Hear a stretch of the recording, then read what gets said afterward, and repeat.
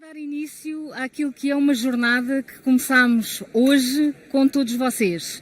O meu nome é Sandra Martinho, eu sou diretora em Portugal para a área da educação na Microsoft e é de facto para mim um privilégio poder contar com todos vós hoje aqui.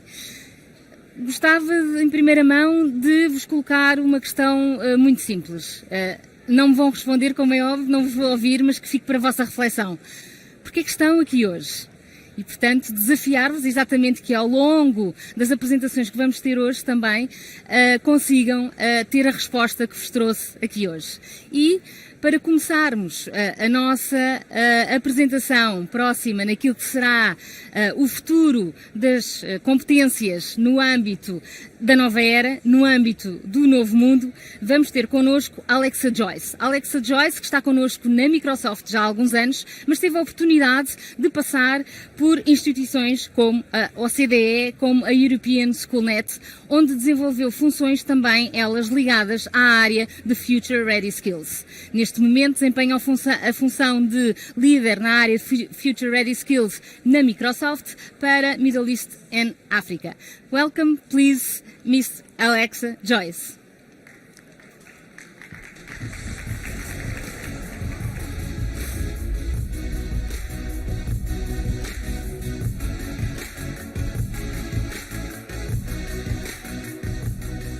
Good morning. It's an absolute honor to be with you here today. And with this amazing set, it makes me feel like maybe I should be DJing rather than talking to you about future ready skills. But today, I'd like to tell you a little bit about what I've learned in the last 20 years in my work in education technology at Microsoft and in 100 countries around the world to think about how we transform education and how we transform our lives with the future ready skills we need in technology.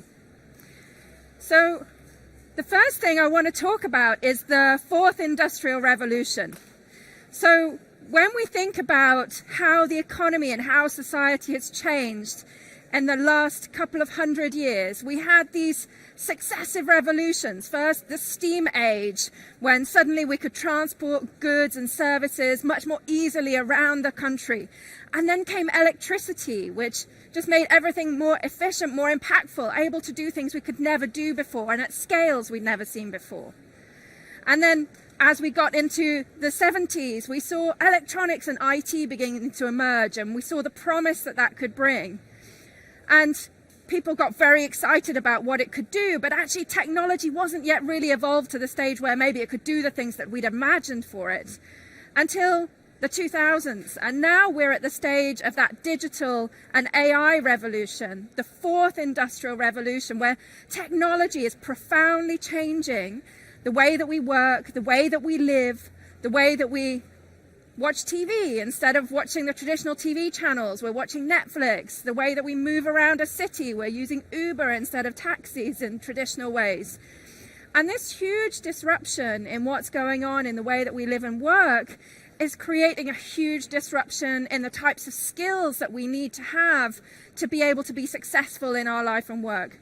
So when we think about what those skills are, we're seeing from research done by amazing experts like the OECD who found that we really need to shift to having higher level cognitive skills, that we need to get away from being able to simply to listen, to replicate, to do something over and over again, because machines are able to do that for us. And so what we need to do is to actually become more human, to become more empathic, to be able to work together, to problem solve, to be creative, to work in teams. But also, it's also about thinking about how can we bring technology to bear in whatever our area of interest is. So when we think about becoming a doctor now, we need to think about how can we use technology and the insights that we can get from technology to be able to make faster and better diagnosis of patients' illnesses. We need to be thinking about all kinds of different areas of work and life and how technology can be harnessed to empower and accelerate what we do in that area. And when we think about what this looks like in the job market, we're also seeing huge changes in terms of what young people want to do.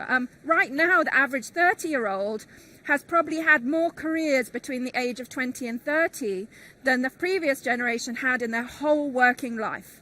So when we think about what it is to work in the future and to be future ready, it's about being able to learn how to learn, to constantly reinvent ourselves, to be able to adapt and move and shift with the changes that we see in the world and around us. And at the same time, we're seeing that there's a huge shift in terms of how companies think about who they recruit. They want to enable more diversity, more inclusion. And again, this encourages us to think more broadly, to be able to be cross-cultural, to understand differences, to take on board different people's opinions, and to understand how to make things that can suit multiple types of people. We're also seeing that young people are less and less willing to do things the traditional way. We know that many young people tell us, well, getting on the metro every morning and coming back every evening is really not a fun way to live my life. And we're seeing the rise of the digital nomad, where they might hop on a plane and take their computer with them and go and be working from a beach in Thailand doing graphic design or project management and not having to be in the office every day. So that gig economy is moving away from just the Uber economy to being a gig economy in higher level skills too. And at the same time, of course, there's a scarcity of talent. I'm sure you've all heard about the huge gap that we have in Europe in terms of technology talent. Today, it's really hard for us at Microsoft to recruit the people we need to do the jobs that we have on offer today. And with the kind of numbers that we're seeing coming through computer science courses in university, that problem is not going to get any better. So we really need to think about how can we transform what we're teaching, transforming the acquisition of skills so that young people understand what are the types of skills that they need and how can they get them. So ultimately, when we think about this digital transformation, it's about how can we become ready for that transformation and how can we get everyone in our institutions on board, whether it's the faculty, whether it's the students themselves, to get ready for this digital transformation. And when we think of AI in higher education, we want to be able to extend and enhance human capabilities. We want to help our faculty and help our students take advantage of personalized learning, to help to build personalized learning pathways. We want to think about how can we get AI assistants enabled for education so that students can use them to help them think about navigating the administrative system of the university, or helping professors think about how they're going to build the learning content paths that they need to offer to their students. And at the same time, we also want to think about how can we use AI and technology to build immersive learning environments. We're seeing amazing innovation going on in the world of work, using mixed reality to be able to envision, for instance, what the engines or the motors of the future might look like. And using these types of tools to help us accelerate both learning and research within a university can bring profound and amazing results. But we need the skill sets to be able to take advantage of those. So when we think about this, we're still many institutions that I talk to, it's hard to change. It's hard to initiate a change process. And we see that very often, because there's a lot of autonomy in higher education, it's difficult to get everybody on board to head in the same direction. So we need to make sure that everybody comes together as stakeholders, whether it's the leadership of the institution, whether it's the students, whether it's the faculty, to agree on what this vision for change looks like and what are the skill sets that we need to be able to address that change, and how do we build out the curriculum and the learning opportunities to be able to take advantage of that. And when we look at the research, we did a lot of research together with IDC to look at higher education institutions' readiness for adapting and adopting AI and getting students ready for AI. And what was really interesting about this research was when we compared higher education institutions to other parts of industry, so commerce, business, the health sector and so on, higher education institutions actually already had a lot of the infrastructure to be able to take advantage of AI and machine learning and a lot of these incredible technologies that are available. But what they said that they lacked was the strategy and the planning and the skills within the workforce of the institution to be able to go on and to address this. And what was also really insightful in that research was that although decision makers within higher education institutions told us we don't think that our staff have the skills today to be able to do this, what the staff in the institutions told us was we'd really like to get them. So there was an appetite among higher education staff to actually go out and get those skills to be able to transform their institutions. Well, we need to think about how do we build this strategy? How do we put together the different stages of addressing AI, addressing technology in our institutions and getting the skill sets there to be able to execute on them? And we see that it's about building up over time from that foundational level of expertise, understanding that we need to be shifting to the cloud, moving away from on-premise IT, thinking about how can we then start to look at sharing data? How can we harness data in a way that makes it possible to do something which is really an applied use of AI and brings us some new experiments, some new insights, some new ways of working together. And very, very few institutions are yet at this stage that we would typify as mature AI institutions where data science is fundamentally part of the way that we build curriculum, the way that we address students, the way that we manage the institution. It's extremely rare, but it's a place that we need to get to.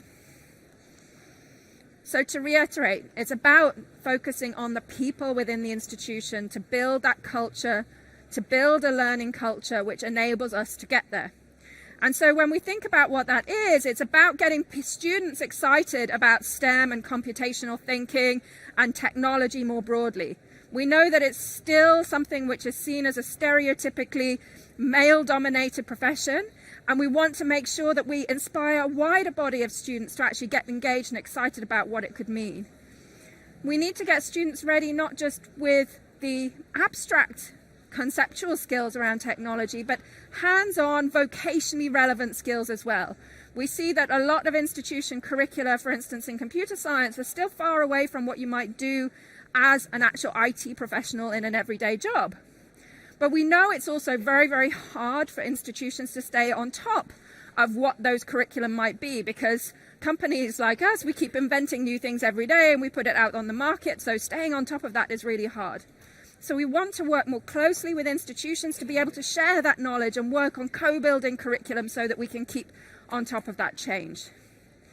So when we think about how we address getting future-ready skills across the institution, we're thinking about those students, getting them ready with the basic digital literacy and building up to professional role-based certification and skilling that gives them dual certification from academic pathways that you as institutions offer, combined with industry relevant certification so they can go out and get access to jobs much more easily. Getting the faculty and the trainers ready and the institutions ready to be able to deliver that. And one of the major things that we've done to make that happen is to introduce a new platform called Microsoft Learn. And this platform is an incredible resource for anyone, actually, but great for higher education. It's a self-paced, open, free platform with tons and tons of curriculum that can enable you from going from the basic level of computer science right through to becoming senior level professional engineer, data scientist, IT consultant within a financial team, and build up those skill sets in a way that can be personalized to each individual based on their needs and their interests. So on there, we've got step-by-step tutorials, bite-sized content. You can revisit and continue as you wish. And we're right now in March going to be releasing an API that connects from the Learn platform into your own institution's learning management systems. So here's an example. This is when I was going through one of the courses myself. You can easily go in, select what kind of material you're looking for, pick up something and go through the tutorials. But what's really cool about this is not just that you can go in and do tutorials and learn about IT, but is that as students we can go through, redeem free credits using Azure to go in and actually do hands-on cloud computing, hands-on machine learning, and get to grips with actually using those technologies, understanding that it's not as hard as it might look. I'm not a computer scientist, but through these tools and through these online training, I was able to set up my own predictive analytics, looking at data sets to understand which students were more likely to pass their exams at the end of the school year than others. So this is just giving you an example of how you go through and set up the process.